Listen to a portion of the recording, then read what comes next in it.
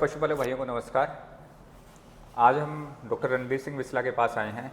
जैसे आपने वीडियो में देखा था, हमने कई वीडियो डॉक्टर बिस्ला के हमने अपने चैनल पे चलाए हैं। तो आप काफ़ी लोगों के काफ़ी प्रश्न आए कि डॉक्टर साहब से ये पूछो कि पशु का किस किस टाइम में हम वैक्सीनेशन कराएं।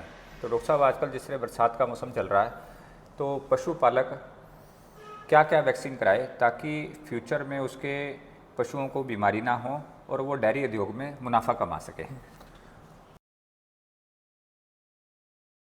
पशुपालक भाइयों को मेरा राम राम। तो ये बरसात का मौसम है, उसमें सबसे बड़ी समस्या यही होती है कि टीकाकरण की समस्या, टीकाकरण कराना चाहिए।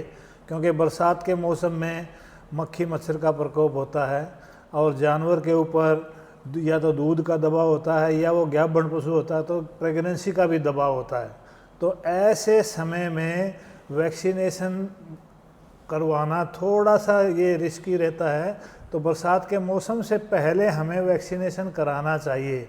जब भी वैक्सीनेशन कराएं तो जानवर के शरीर पे किसी तरह का कोई दबाव नहीं होना चाहिए, ना तो पेट के कीड़े का, ना मक्खी मच्छर का, ना मौसम का। तो डॉक्टर साहब, एक मैं प्रश्न पूछना चाहूँगा कि गाँवों में क्या होता है कि जब पशु चिकित्सक वैक्सीनेशन के लिए घर पे जाते हैं तो बहुत सारे पशुपालक इस वजह से वैक्सीन नहीं कराते कि पशु दूध कम कर देता है। तो उनके मन में एक डर रहता है कि 2 से 3 दिन पशु, अगर दूध वाला पशु है तो उसका दूध कम हो जाएगा, और अगर गाभिन पशु है कहीं वो बच्चा ना गिरा दे। तो क्या ये बातें सच हैं या ये बातें मिथ हैं? मिथ का अलग ही झूठ है। नहीं, कई बार ऐसा दबाव रहता है, वैक्सीन का भी दबाव होता है। तो कुछ एक पशुओं में ऐसे हो जाता है कि भी दूध कम हो जाए या थोड़ा बहुत बच्चा गिराने के भी चांसेस रहते हैं। लेकिन आजकल अच्छी तरह की वैक्सीन आती हैं, अच्छी कंपनी की अच्छी हैं, मार्केट में उपलब्ध हैं। और मुँह खुर और गलघोटू की वैक्सीन जो है ना, वो इकट्ठी अवेलेबल है। तो ये वैक्सीन का आप खुद अपना समय निर्धारित कर सकते हैं। गवर्नमेंट की, हरियाणा गवर्नमेंट की सप्लाई भी जगह जगह आती है, लेकिन वो टाइम पे ना भी आए तो वो एक ऑप्शन एडिशनल रखें। अपनी वैक्सीन बाज़ार से लाके जब भी पशु का ऐसा समय हो, भाई वो 5-6 महीने का गाभिन हो, उसी टाइम करवा लो। फिर हरियाणा गवर्नमेंट की जब वैक्सीन आए तो वो एडिशनल वैक्सीन हो जाएगी, उसका भी फ़ायदा हो जाएगा। आप हरियाणा सरकार की वैक्सीन का इंतज़ार करके जानवर का वो स्टेज निकाल देते हैं। तो एक वैक्सीन खुद करवा लें, एक हरियाणा सरकार का जब भी आए तो वैक्सीन करवा लो। क्योंकि आजकल बड़े महंगे पशु हैं और बड़े कीमती पशु हैं। तो कई बार क्या होता है कि अब ये मौसम में देख रहे हैं हम रोज़ाना, गलघोटू की भी बीमारी है और मुँह खुर की भी बीमारी आई हुई है। बड़ा नुकसान हो रहा है मुँह खुर का। मुँह खुर से जानवर का सारा दूध भी कम हो जाता है, सारा ब्यांत खराब हो जाता है, छोटे बच्चों में मौत हो जाती है।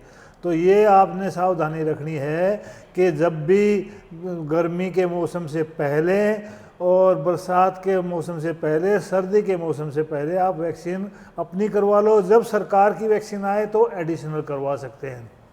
ये ध्यान में रखने वाली बात यह है कि जब भी वैक्सीन कराएं तो जानवर के ऊपर किसी तरह का दबाव नहीं होना चाहिए। जानवर को पेट के कीड़े की दवाई दे दो, जानवर को सबसे पहले मतलब कि डॉक्टर साहब उसकी मतलब कि डिवॉर्मिंग प्रॉपर हो। हाँ। और अगर सरकारी वैक्सीन ना भी आए तो हम प्राइवेट अपनी वैक्सीन लगवा सकते हैं। और आजकल प्राइवेट में डॉक्टर साहब जिस तरह बता रहे हैं कि FMD और HS की कंबाइन वैक्सीनेशन आती है। तो पहले जिस के आपको मुँह खुर की और गलघोटू की अलग अलग वैक्सीन लगवानी पड़ती थी, तो अब एक ही वैक्सीन आ रही है, तो उसमें आप लोगों का भी बेनिफिट है। हाँ। और डॉक्टर साहब, जो पशुपालकों के माइंड में एक वो रहता है कि ये गाभिन पशु में सेफ है या नहीं है वैक्सीनेशन? नहीं, एडवांस प्रेगनेंसी में यदि 9-10 महीने और 9 साढ़े 9 महीने का गाभिन है जानवर, तो उसमें लगवा भी दो। यदि वो ब्याज भी जाए 9.5 महीने का तो भी कोई नुकसान नहीं है। लेकिन 8 महीने के प्रेगनेंसी पे थोड़ा कोशिश करें कि ना ही लगवाएं। तो मतलब कि पहले 2 ट्राइमेस्टर में वो लगवा ले। हाँ। लास्ट के ट्राइमेस्टर में थोड़ा सा अवॉइड करें कि उसमें पशु बच्चा फेंक भी सकता है। हाँ, तो इसका कोई रीजन रहता है, टेक्निकल रीजन रहता है? वो जो वैक्सीन का थोड़ा सा दबाव होता है और वैक्सीन शरीर में कुछ अपने चेंजेस भी करती है, बीमारी से लड़ने की ताकत बढ़ाती है। वो शरीर के अपने ही जो इम्यूनिटी है उसको बूस्ट अप करती है। तो उससे थोड़ा बहुत हो सकता है कि उस पर दूध पे भी दबाव, दूध कम हो जाए या फिर प्रेगनेंसी पे थोड़ा बहुत इफेक्ट आ सकता है, थोड़ा बहुत इफेक्ट आ सकता है। बाकी वैक्सीन सेफ़ हैं, लेकिन आप ये अपना वैक्सीन टाइम पे करवा लें। सरकार की इंतज़ार में कई बार करते करते ना वो एडवांस प्रेगनेंसी में चला जाता है जानवर, फिर किसान की मजबूरी हो जाती है। जब सरकारी वैक्सीन आएगी, जब सरकार की वो टीम आएगी तो वो करवाना ज़रूरी है, फिर वो अवॉइड कर जाते हैं। ज़मींदार भी और डॉक्टर भी कह देते हैं भाई थोड़ा सा अवॉइड कर लो, तो वो जानवर रह जाते हैं। लेकिन डॉक्टर साहब आजकल तो क्या है कि डेयरी उद्योग भी इतना ऑर्गेनाइज फॉर्म में हो गया। हर जगह प्रोग्रेसिव डेयरी फार्मर है, और बड़े बड़े फार्म जहाँ जिसके पास 50 गायें या भैंस हैं, या जिसके पास 30-40 गायें भैंस हैं, तो वो अपनी प्राइवेट लगवा ही रहा है डॉक्टर साहब। हाँ, तो मेनली ये है कि आप वैक्सीनेशन को टाइम पे कराएं, तो आपके पशु को बीमारियां नहीं होंगी।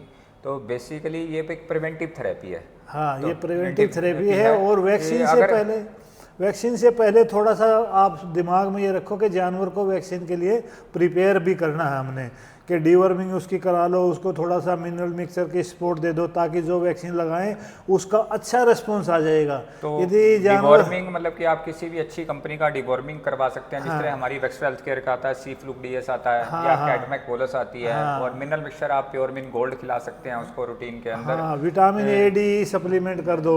वो तो वैक्सीन के बाद भी कर सकते हैं, ताकि उसका इम्यूनिटी टाइटर बहुत बढ़िया बन जाए। जो वैक्सीन हमने लगाई है उसका अच्छा इफेक्ट आ जाए, वो उससे बीमारी के लड़ने की ताकत अच्छी बन जाए।